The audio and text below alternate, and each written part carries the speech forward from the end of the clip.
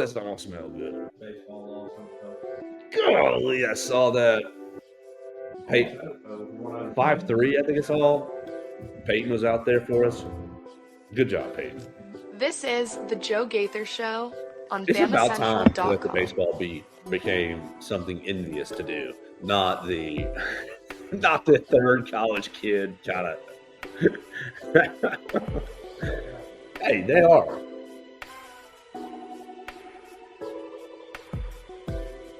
Good morning, Tuscaloosa. I drove all the way to work on a Saturday for you.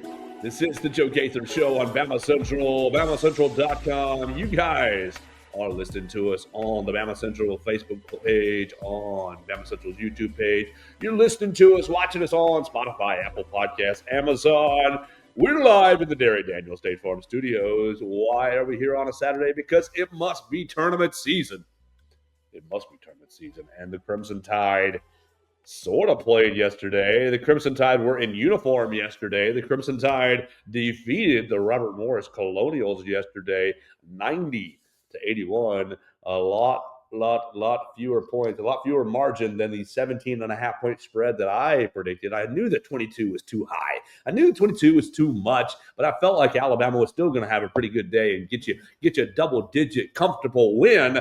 We're here in the Derek Daniel State Farm Studios to talk about Alabama's victory over the Robert Morris Colonials. We're here to talk about the St. Mary's Gales and decide what's going on in the tournament. Mason Woods, you follow him at MAWoods_ on the Twitter machine, is here with us. He drove to work on a Saturday for you. Mason Woods, was this the worst first round of an NCAA tournament that you have ever seen in your life? I saw that so much. And shut up, people. Good God. You watched 48 hours of basketball. Shut up. It's so dumb. It's insane. Like, oh, boo-hoo, we didn't get a 16 upsetting a 1 this year. Dumb. Oh, did it. That's a 16 seeded team. To be angry that, oh, boo-hoo, we didn't get our upsets. And you damn people can't be satisfied. Oh my, that made me so mad yesterday. Like, good God.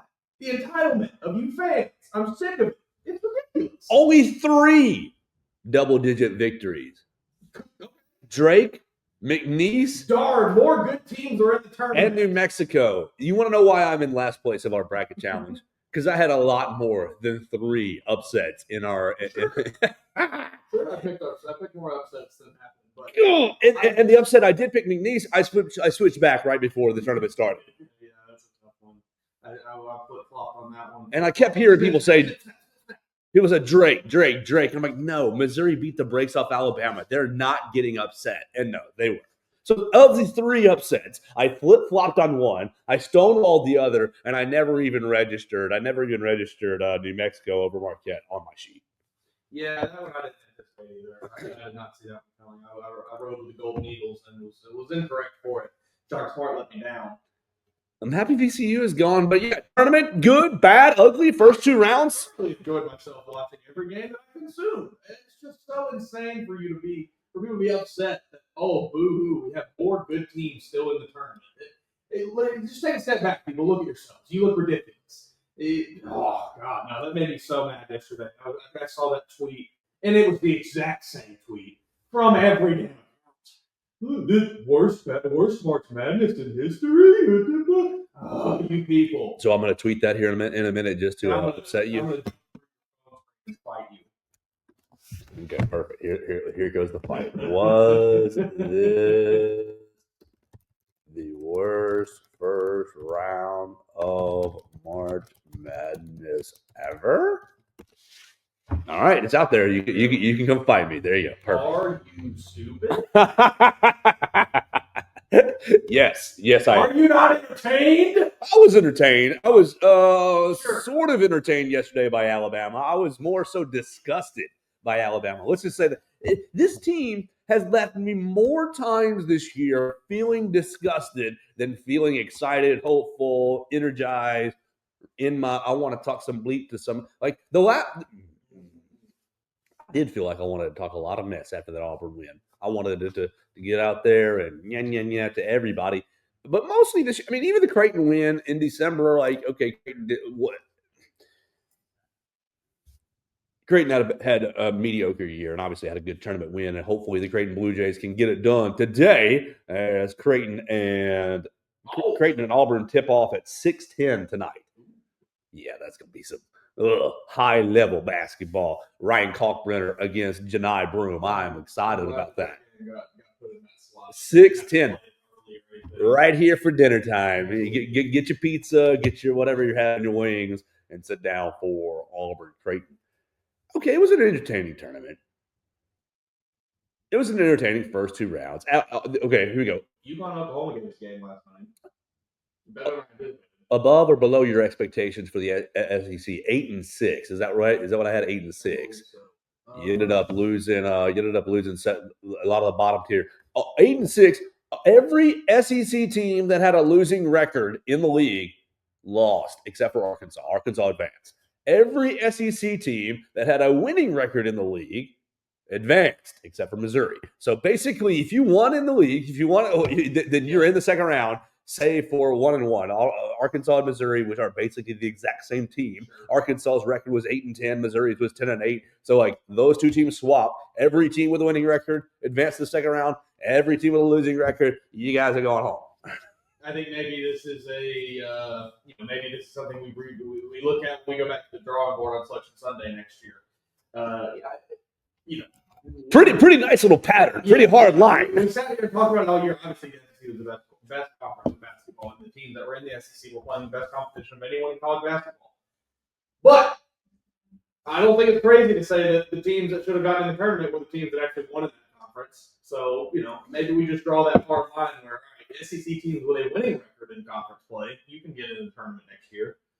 Or unless, we have whatever and somebody goes off, wins the tournament, sure. But I don't think that would be outrageous. I'm cool with that as well. That would probably have allowed for West Virginia to have gotten in the tournament. West Virginia over Texas, yes. I mean, if you're a program considering firing your coach, Rodney Terry, we're considering firing you unless you get into the tournament and win 5 games and blah blah blah blah, whatever the case may be. If you're there with your coach, like, hey buddy, I just don't know. You're gonna have to pull one of these miracle runs out of your rear end. If you're there, just go ahead and fire him. Don't put him in the tournament. Come back for me if you tell, hey man, we're gonna fire you unless you win. He's still the same coach as he was when you told him you were gonna fire him. What is a magical run and march going to change when you go into November next year with the same coach, with the same philosophy, with the same players? How do you look yourself in the mirror when you read reports of Texas is looking to fire Rodney Terry if they can hire a home run coach, and then he doesn't get the call like, oh, they didn't fire me. Like, I guess John Calipari didn't want to come. I guess Nate Oates didn't want to jump ship. I guess whoever the case may be, like, name your home run coach. And so you're like, well, I guess I'm here in another year. The paycheck, the paycheck, it makes it like A-okay. Sure. But there's got to be some sort of there's got to be a little mental, emotional hurdle to get over. Like, I know this paycheck is really, really nice, and obviously I have personal pride. And I do, and I want to win. But you walk into the office every day like, you guys don't want me here. Man, that's crazy. College basketball coaches have egos. I'm sure that dealing with being in a facility where you are obviously not their 1A choice. Maybe you're like 2C on the list.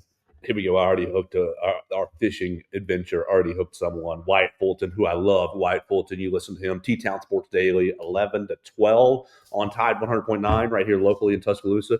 Wyatt Fulton quote tweeted me, "Chalky first round equals cinema the rest of the tournament." Thank you, Wyatt, for having some perspective here. He's right. He's definitely right. But I'm just fishing right here. I do not give a. I don't care whatsoever. I'm so tired of reading that yesterday. It was just like, you people, you can't be happy with anything. It's the NCAA tournament. This is why we can't have nice things. Exactly. Because when we do get nice things, you treat it like this. It's the NCAA tournament. It was 12 hours on back-to-back days of basketball, of seeing young men that you never heard of before battle it out, trying to get themselves, notoriety and to play into the weekend. It was. I'm sorry. Look, would I have rather watched upset after upset? Yes, of course. But let's play the alternative. The alternative is you were at a regular job on Friday and you did not have basketball on your office computer, and there was no buzz in the office around the water cooler about this team or that team and how far did you take your bracket. It was just another mundane Thursday, Friday for you. Come on. That sounds like a nightmare. Easy perspective. Just, be happy with what we got, folks. We have some very, very high level basketball coming up. We talked about how bad the NCAA tournament is at deciding the actual champion because it's such a insane format. You look good today. Did that just sound good? Putting it on there. Your microphone's obviously plugged in here. Your microphone's plugged in, so everybody heard you. But now you can see Mason Woods' beautiful face. I just clicked it. I didn't even realize you weren't on this. I'm sorry. I'm sorry. But we talk about how bad of a method it is for actually deciding your best champion. But like most of the best teams are still in it. By the way of the regular season, so like we're probably going to get a pretty good solidified champion at this point. I just what more do you folks want? The people that are angry with Thursday, Friday, angry with watching, like you said, 24 hours of basketball in 2 days. What more do you want? A 15 seed won 3 years in a row from 2021 to 2023. Very, unlikely. A 16 seed won in 3 years ago, 2 years ago, right? A 14 and a 13 won last year. My man Blake Byler points out on the Twitter machine, the entire Ken Pom top 10 has a net rating that would make them a top 5 team last year. Okay, keep going. The entire Ken Pom top 10 has a net rating that would make them a top 2 team in 2023. The entire Ken Pom top 10 has a net rating that would put them in the top 2 in 2022. So, okay, this math here, these are numbers. I know you're driving in your car and you're like, I can't compute what these means. What this means is the entire top 10 of Ken Pom. Let's go to number 10. 10 in Ken Pom is the Iowa State Cyclones. The Iowa State Cyclones, their net rating this current season, if you take that team into last year, they'd be a top 5 team, just comparatively to the rest of the team.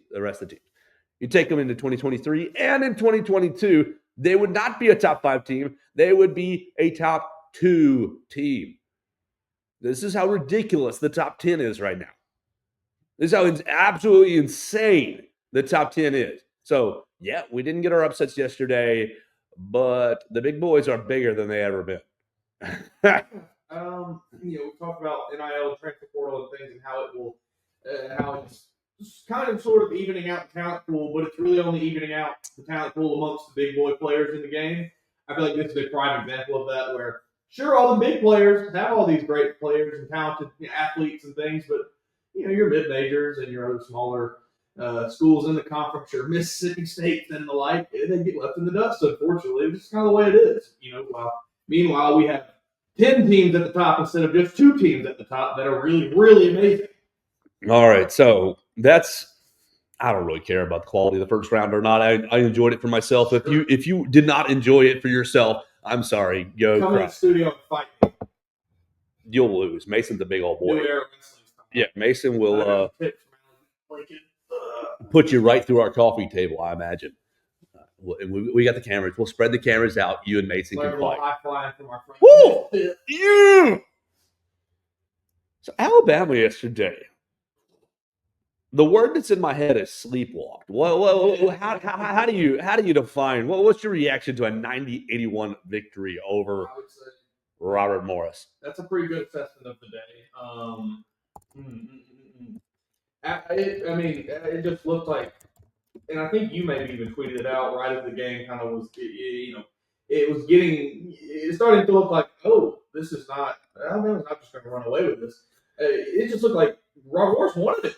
Like they just, Alabama did not respect their opponent in this game at all. I don't think. I believe they really just came into this game thinking, oh, the name on our jersey is going to carry us to a victory, and that was not the case.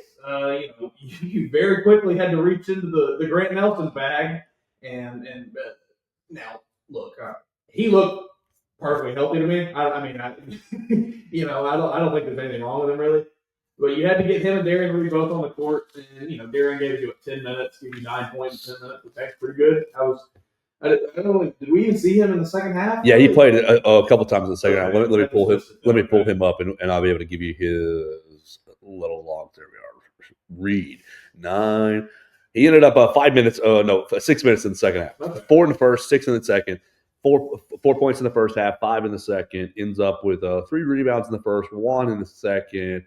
No turnovers the whole game. No steals the whole game. No assists. No blocks.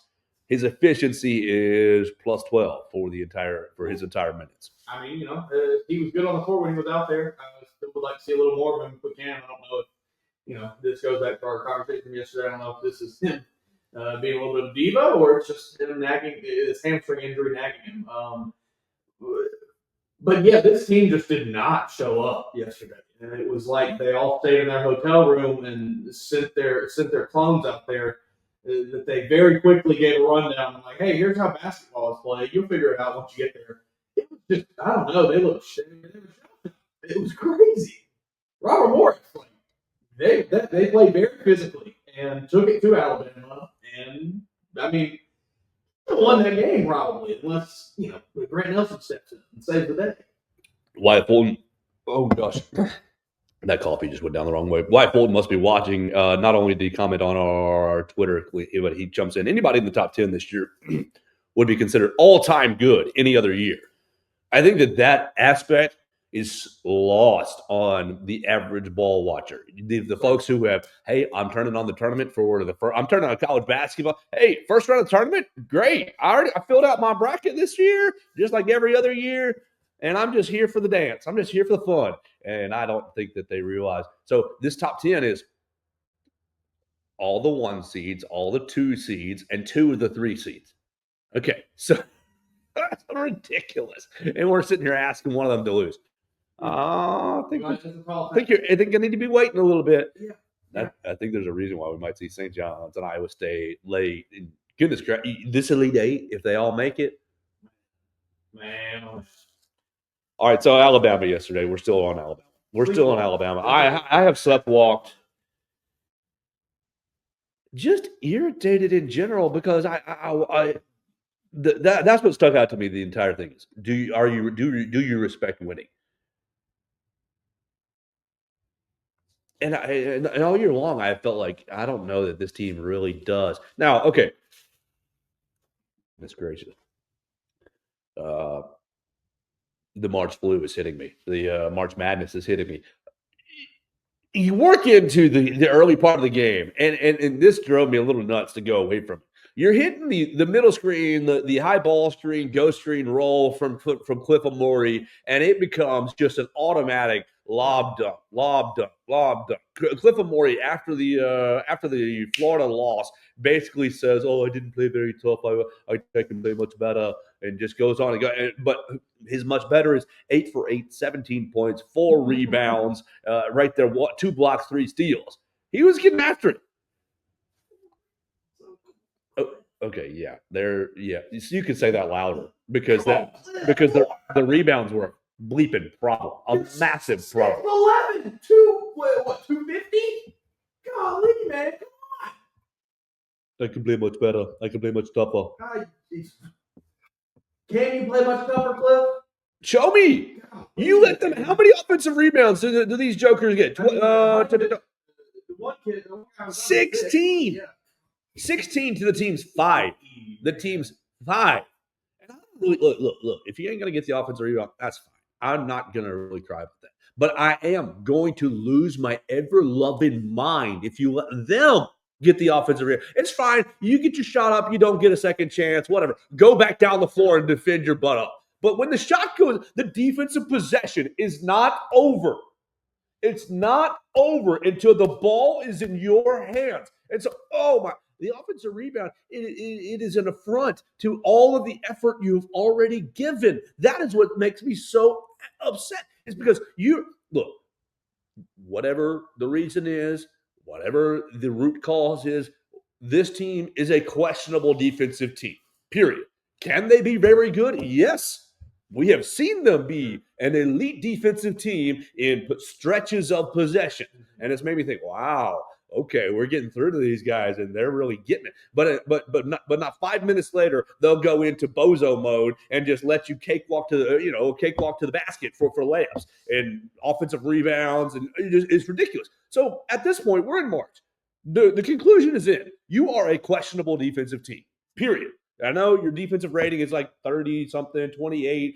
Maybe Mason can see that on Ken Palm right there. So it's not horrible. It's not like it was last year. It is 34. So it's not anywhere close to last year. Last year, 100, 105. Awful. But 34 is still, you get a question mark. So, okay. It's fine.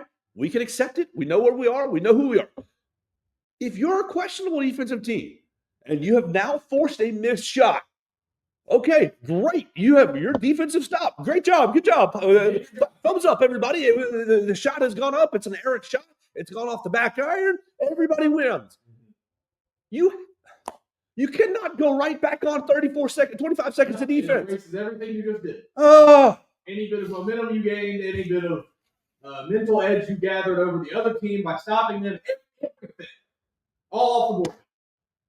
And in fact, it's more momentum for that team. Right. You stack up the challenge, the hurdle. Just hey, you're in the middle of jumping over the hurdle, smack into a wall. Here's another hurdle. You're back on defense. No, you have to box them out and get the dadgum rebound. It's just like it's so many times, like ball goes off back iron and it's just find a body. Oh my God! And Aiden Sherrill. Aiden is a big time ball watcher. Yeah. You're going to be a good player. You are going to be a good player. I believe in you, but you got a big old ball watching. You got a high school tendency to watch that ball go up and be, I'll be athletic enough to just go find a body in a different color uniform, and stick that big old hip right into that hip. Yeah, they have to find a way to get through to the bigs on this team. That every time a shot goes up, you have to get a body on a body, and you have to keep someone in a different color, wearing a different color than you, away from the hoop. Because that's what's going to doom this team.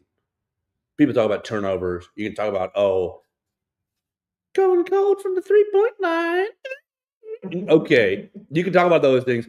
What's going to actually doom this team is giving up offensive. Like, you're already a questionable defensive team, and you're going to give the other team another chunk of possessions.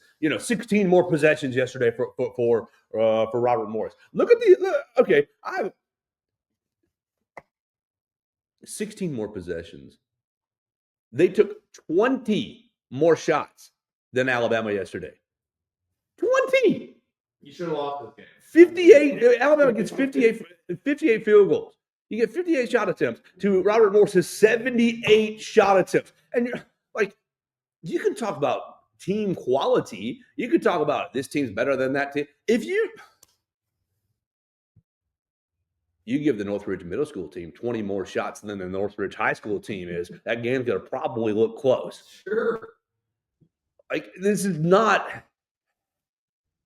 Why did Alabama lose to Ole Miss? You turned the ball over 20 times, and they got 20 more shots, and they beat you at home. The recipe's right there for you, folks. Your formula to win is right there in front of you, Alabama. We have seen it. You put it together, like Joe said, for stretches. You put it together in that arena in stretches. Yes. You put it together against Kentucky in stretches in those games. You put it together against other teams. This team has been an elite offensive rebounding team, an elite rebounding team at times. That's what made me so, like, that was the element to me that made me think, you guys aren't trying. And like, I'd never want to say that, because that's not that is a dumb take to me. I think that pretty much every college athlete and every professional athlete is trying out there. You got personal pride on the line. You want to win. But there is that extra gear that maybe this team lacks at times. So I'm getting stuck here, Mason, on the last 2 weeks of the season, hearing the line. We got to be the toughest, hardest playing team. We got to be the toughest, hardest playing team. We got to be the toughest, hardest playing team over and over and over. And while, yes, that makes me say, yeah, of course, you got to be tough, play hard, give me effort. I'm wondering if there's something schematic happening that no one has an answer for. And so, thus, the answer is just try harder. I would hope not. Right. You tell me I'm wrong. Tell me I'm wrong. Part of me still is wondering if it is just an aspect of like this team just has to feel a little pressure before they turn it on at all. Well, do you not feel like one and done pressure? Or we'll lose and go home. We got to get into a game. We've got to go down by 3 or 4, and then it's like, let's turn up a little bit, okay? I just because we've seen it so much from them this year, where it's you're playing good, everything's going good, whatever. You get punched in the mouth, you're playing fine, but there's some issues there, some very evident problems, and you get punched in the mouth. Missouri did it, Florida did it, and then you come back and it's like, all right, we're fine. But I don't know, man. It's still a team that went to the Final Four this year. Right. They know how to get there. They know what the tournament's like. Many of them have experience being here. So maybe that is an aspect. You came into the first round and you all just kind of thought, no, we'll be fine. And then you actually had to get punched in the mouth a little bit to turn it on. I don't if that is the level of effort that you'll get from this team in round 2 and so St. Mary's will beat your ass. I don't think you get out of St. Mary's. You don't get past St. Mary's. St. Mary's will end up putting the anaconda vice on you and just slowing the game down. And it's just going to slowly creep from a 1-point lead for a couple minutes to a 3-point lead for a couple minutes to a 5-point lead and it'll just keep stretching out. And that 12 will feel like 20. Oh, that is not the way I want to go out this year. That's not the way I want to die. Like give me give me 105 to 102. Die.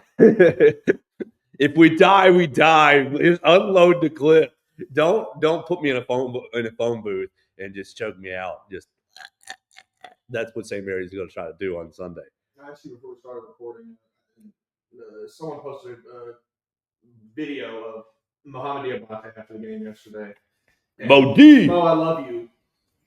And they asked him about Robert Morris, obviously. And he was, they were talking some trash, and he said, they said everybody wanted to see this matchup. So we gave that's what they wanted. Don't think that. Don't think. If you beat them by 25, then you can say that. Florida can say that. They almost waxed you. Do not say things like that. I love you, Mo, but keep your mouth shut. You should have lost this game. Florida did what I wanted to see yesterday from Alabama. Florida says 53 points in the first half. Yes. I got a buddy, and all my buddies do not believe in Florida because I have said that Florida is the best team. They're all waiting for Florida to fall just so they can, which is fine.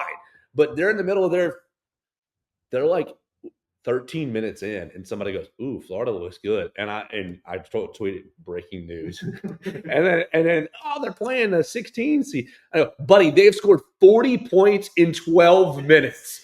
I don't care who they're playing; they are lighting up the scoreboard, and then they were up double digits in the first minute and a half, and okay, this is a team. This is what it looks like to respect winning. This is what it looks like to respect the damn game. And I'm sorry, Alabama, you just haven't looked like it this year. Florida says, oh, we don't care who you are, Norfolk State. This is our tournament. We're about to set the tone. And they wiped them off the floor in a matter of minutes. It does not matter who is on that court with Florida. They are doing their thing. Right. And that's the difference right now between programs. Oh, okay, so before we transition into a break or into a commercial break, let's hit Grant Nelson. Grant, Alabama's down. Alabama's down what right here? Let me click Grant Nelson to get your timestamp, sir. Nelson gets subbed in at 8:47 left in the second half, and at that point, Alabama is up by 4. Alabama's up by 4, 62-58 at that point. And we heard before the game, Nate said, available, don't want to go there. Don't want to feel we could have to. the dynamic on the sidelines, Grant, okay, according to Nate, so, okay, do you believe this or not? According to Nate, Grant leans over and says, "Hey, put me in. I'm ready. Put me in." And that was the discussion. And so Nate says, "Okay, thumbs up," and throws him in. Big time plays, not big time plays. Question in the narrative or the discussion where I want to lead you is, does it matter if Grant says put me in or if Nate says break glass in case of emergency, hit the red button, we got to bring him in? Does it matter which is which? What happened? I think so. Okay. You won the game at the end of the day. Because you're going on the second round of the Because tournament. to me, the narratives are different. Continue. I'll go ahead. Sure, I mean, narrative-wise, yes, but I don't think it really matters that much. Okay. But you still won, you know? I mean, from our perspective, from talking about this team, writing about this team, covering this team, sure, if the story is Alabama had to dig deep back and break the emergency, like you said, break glass in case of emergency because they were going to lose to Robert. That's a story. That's a bad one. Yes, that's a bad look. But Nate Oates feels pressure on sidelines. On the opposite end of the spectrum, Grant Nelson, conquering hero. Conquering hero. There's your story as well. I am the nuke. I think for the team, they're not reading any of it anyway. I don't think that matters for them. Yeah, you don't think there's any sort of element of, hey, coach thought we couldn't get it done without Grant. Coach had to put him in. Or it was, hey, man, Grant thought we were in trouble. He came to save us. I mean, either way, the team realized that, hey, we sucked. Grant, save us! You get to the same conclusion, I think, with either of those. Help! We played bad. Grant had to save us. Or, man, we were so bad, coach didn't think we could do it. Either way. Help us! Grant! I look self-aware. Yeah, so he looked fine. I had the same gripe with Grant that I had with Cliff. What, Grant, 3 rebounds in this game or something? 3 rebounds in 7 minutes. Come on, Grant. Come on. 1 offensive board. Like that's the biggest. That's the most offensive part of the game. You let Folgueras get 10 rebounds. I don't care. Like, okay, you get 5 defensive rebounds. That happened. 5 offensive rebounds for this joker. Like, go find him when the shot gets up. There's just no one around him. He's just flying. Oh, there's another board. Dickerson with 6 offensive rebounds. I mean, just they're really hamming up that this kid grew up here in the projects of Cleveland. I heard that line. Cleveland rocks. The announcer so many times during that game. I hated that he found out for his sake. That's tough. March brings out the emotions in a lot of these players. I hated it for him seeing him cry on the sideline. It looked to be at least, but hey. It's either there. Transfer, right. It's either your tears or our tears, and we want you to be the crying. All right, so let's tell them about where we are. We're here on a Saturday live in the Derek Daniel State Farm Studios. You can find us right off of McFarland Boulevard, just past the Tiger Rock, the Rustic Rehab on the left. Derek Daniel and his team would be happy to talk to you. They're not here today. They are taking Saturday off. They are doing stuff with their family. They will be here on Monday. Would love to take your calls. But Derek is always on. If you're one of his clients and you got issues on a weekend, he'll be happy to help you. He'll be having to clock in and help you with your issues on the weekend because that's what kind of insurance agent he is. You want a local insurance agent and one who will jump in and clock in on the weekends, and Derek is that guy. Call him at 205-758-3391 for all your insurance needs. Oh, Mason, are you a Girl Scout cookie guy? Big time. Look at me. Yeah, allegedly. Reportedly, upstairs, if you go and let Derek Daniel quote you an auto insurance quote, you will be walking away with a box of Girl Scout cookies. Sounds pretty good. Yeah, so if you like Girl Scout cookies and you don't know how to order them or you don't want to buy them, you can come over to the Derek Daniel State Farm office right here off of McFarland Boulevard. Let him give you an auto insurance quote. It'll take you about 15 minutes to write you up. Oh, my 2000-something, Saturn something, Mercedes something. Right. Oh, yeah, absolutely. And it'll be about 15 minutes. They'll say, oh, here's the new insurance. Do you like this price? We'll save you some money with this price and give you better coverage with this price. And you'll have somebody local to call with this price. And how about a box of Girl Scout cookies? Pretty dang good. All you got to do is come out and see Derek Daniel today. 205-758-3391. Call and see how much Derek can save you today. All right, Mason Woods, you want to talk about St. Mary's? The Gales. What do you think about those jokers yesterday? They it kind of sat on a secondary screen, to be honest, while I was doing some other things, so I wasn't super locked into it. I more did a little box score watching of that game, so I'm gonna need the rundown on that. They got a little size, I know that. Well, yeah. So ends up I'm on the Vanderbilt assignment yesterday. Vandy's boys and Vandy's girls both eliminated in the same day. So those were two loser gamers to write. Vanderbilt basketball loses to you're up by 12, Vandy. Oh. You're up 12 with 15 minutes to play, 16 minutes to play, and basically St. Mary's dog walks you down the second half. Dog closed the gap, dog walked them, and then role reversal took the lead on them. Vandy, same issue as all year long. Depth issue, depth, rebounding, foul trouble late. Like it's just they got rebounded by 13. Yes, it just is what it is for Vanderbilt. Like great, honestly. You won't be able to keep Alex Byington around? 1,000%. No, he's staying. He's staying. They said, I think they said a $4 million NIL package. Fantastic. They said, hey, buddy. Keep him around because they got a good one there. Yeah. He comes from JMU. He brings half his JMU guys over and just works. Like they had no one on the roster. He just did like the Kurt Signetti thing. You know? Exactly. He did the same thing, but in basketball. It worked out for him.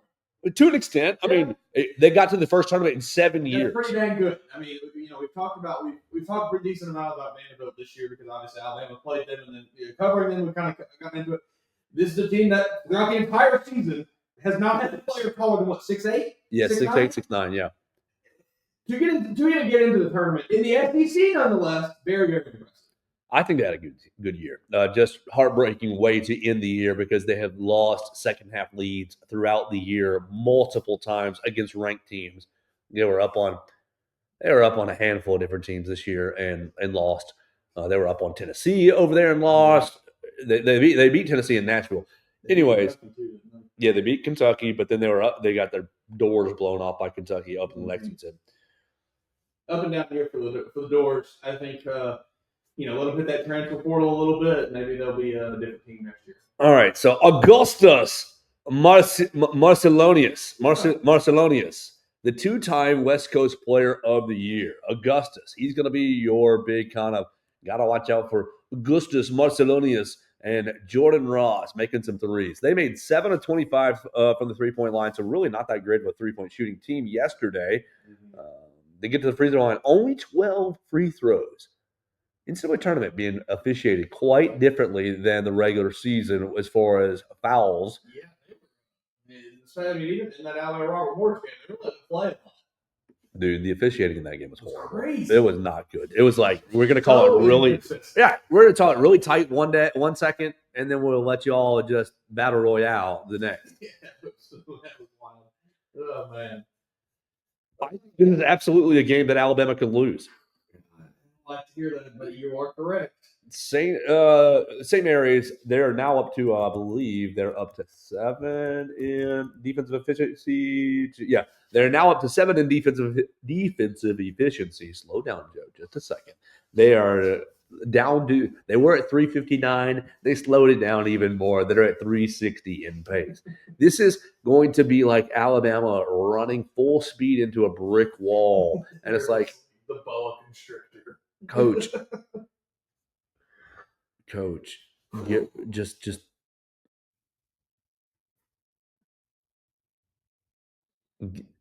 How do you? What is your game plan going? If you were drawing up a plan to go against this very, very slow, methodical team, is it just we're going to get them? We're going to get them in like the half court press, basically enforce the issue and go play aggressively on defense. No, I'm not. If my middle school, high school coaching, I don't know how you. What I do is I throw drop coverage in the trash, and I'd say, boys, Go hedge the screen. They're not as good as athletes as you are. They're good athletes. They are. They're not on the same level. Right. So go hedge the screen and make every pass, make every dribble, make every drive. You want to wait. You want to wait. Run the shot clock down. You want to. Then that shot you get at the end of the shot clock is going to be horrible, and you better make it. And do what St. John's does. Yeah, I think it's a commitment on the defensive end because they're going to slow you down. They're going to dribble it out offensively, just stand there, try to be really deliberate. That's fine. Meet their precision and their intentionality with grit, with go into the dadgum pain cave and say we will be here all 30 seconds of the shot clock, and and then even yesterday you didn't even run for anything. You had what, 4 fast break points against them? Ended up 9. It was 4 when I looked in the middle of the game. Ended up 9 fast break points. What you got to do is every time you get a chance to actually run, you run and you go to the basket. I don't really want to yeah, we know the kick out corner 3 on the run. Dude, hammer that bleep home. Please just go right to their face and say, we'll go to the foul line and take our, even if you're 1 of 2, that will drive me crazy, but go to the foul line. Don't have, because when you get out on the break, you're not going to get many of them. You're not going to get many of them. You're going to have to score. Go to the deadgum bat. So to me, it's embrace defense and get to the hole as quickly as possible. To me, it's you go back to the screen and roll, the screen and roll action with Cliff Amori, the screen and roll action with Grant Nelson, because you're looking. I think you're looking for that lob again.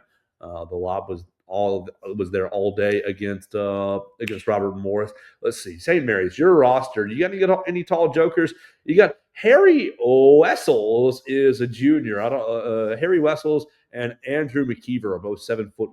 Andrew McKeever is a freshman. Harry Wessels, a junior from Boddington, Australia. Michael Saxon, he's the fellow who played a lot yesterday on the interior at 6'10", but got himself into a little bit of foul trouble. Oliver Faubert is 6'9", and then here we go. The rest of these guys 6'8", 6'8", 6'6". So they got a little bit. To me, it's putting this Saxon kid into a little bit of trouble. That would be what I would do. Yeah. You got any amendments or changes? What would you do? Oh man, that seems like a fine plan. I think it's just going to come down to kind of like you said at first, is just can this team find that extra level of toughness, extra level of grit, extra level of whatever you want to call it, to just man up and play tough basketball, because right now they play very soft basketball. It's going to be really demoralizing to sit there in a defensive stance for 20. It's 35 seconds, right? It's 24 in the NBA. For 33 seconds. And then give up a layup. Yeah, like I don't think it's an X's and O's thing. I think it's an effort and a toughness thing, because we've seen, like we said, we see stretches where everything's going perfect. You look like the best team in the country. But when you don't do your job, that is when things start to fall apart. Do your job. Bill Belichick. Yep. All right, so no games for Alabama today. This game against St. Mary's, where's my timesheet? Right there. Is going to be at 5:10 on Sunday. So go to church, have your Sunday lunch, and then at 5:10, perfect time. That means it's going to be over by the time you want to go to early Sunday bed so you can get up for Monday work. That's perfect. 5:10 will be broadcast on TNT. Spiros Didi, Jim Spanarkel, and John Rothstein on the call. I like Rothstein's pretty good. You taking Alabama to win? Yeah, I'll take it. We've seen them bounce back and respond fairly well before. So Roll Tide. What are you thinking here? And I was thinking obviously they didn't lose, but bad. It sure seemed like they lost based on everybody's reaction on the social medias. It was even at halftime when Alabama was up, I was thinking to myself, why are y'all? I mean, yes, it wasn't great, but it was like they're down 20. Yeah, it was like they're down 20. It's like, okay. It was dramatic because, we don't want to be the one to 15 seed, but it's like, hold on, just chill. It's gonna be fine. I had somebody text me, Joe, if we lose this game, I said, I think it's gonna work out fine. Just give it a little more time. And then when they took that lead, I was like, I did not text my friend back at that time, but I was thinking to myself, oh god, it's just with me, you sitting up in the chair a little bit, oh man. Don't embarrass us. Come on, Grant. Grant, save us. I think it's save me, Grant Nelson. It's just gonna be this team has to find another next layer of toughness, that next level of toughness. And they, like we said, we've seen it. They just got to dig deep and get it back out.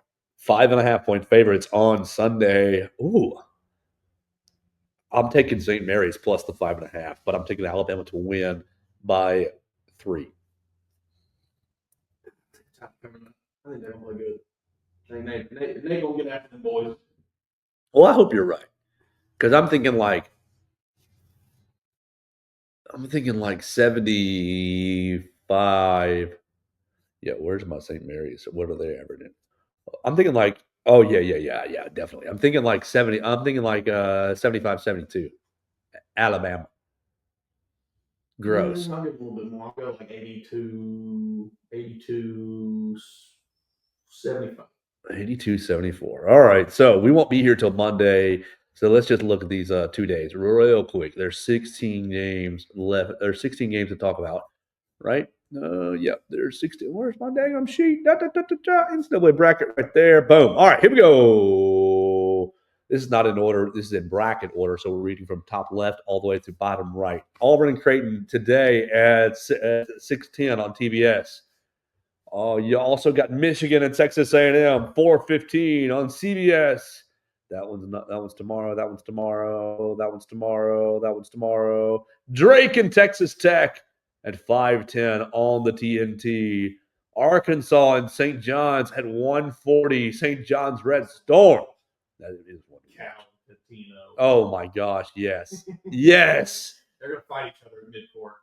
Patino in a white suit, Cal in a red suit. Tino's gonna bite his neck, suck his blood out. He will suck your blood. UCLA and Tennessee at 8:40 on TBS. That one's tomorrow. McNeese and Purdue is your first game of the day. 11:10 on the CBS. Gonna get started here in just a little bit. Houston Gonzaga. I mean, that is a Sweet 16 game they're giving you right here. Houston Gonzaga 7:40 on TNT.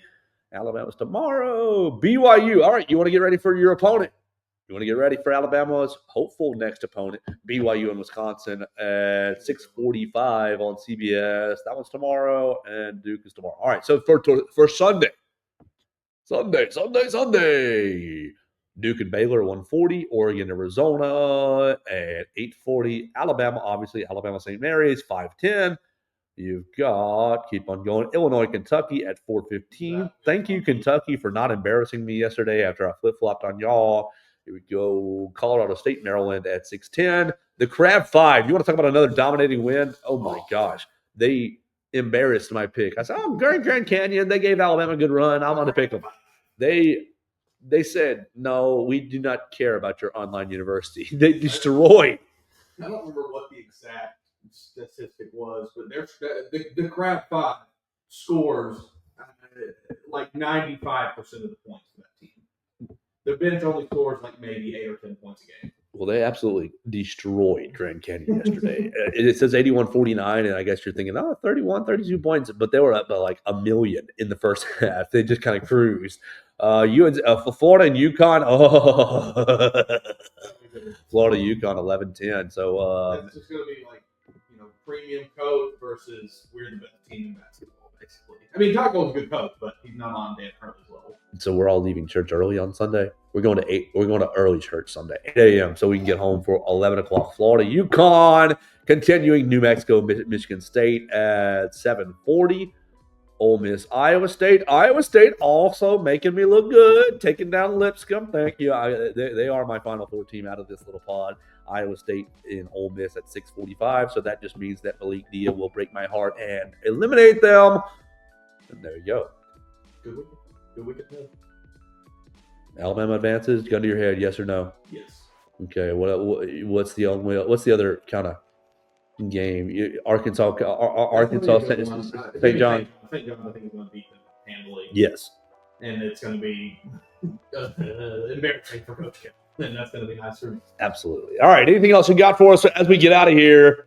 No, that's all I got today. Oh my gosh, we said 30 minutes and it's now 50 on a Saturday. So we appreciate everybody who's listening to us, who watched us on the YouTubes, on the Facebook, who checked us out on your favorite Spotify, Apple Podcast, Amazon.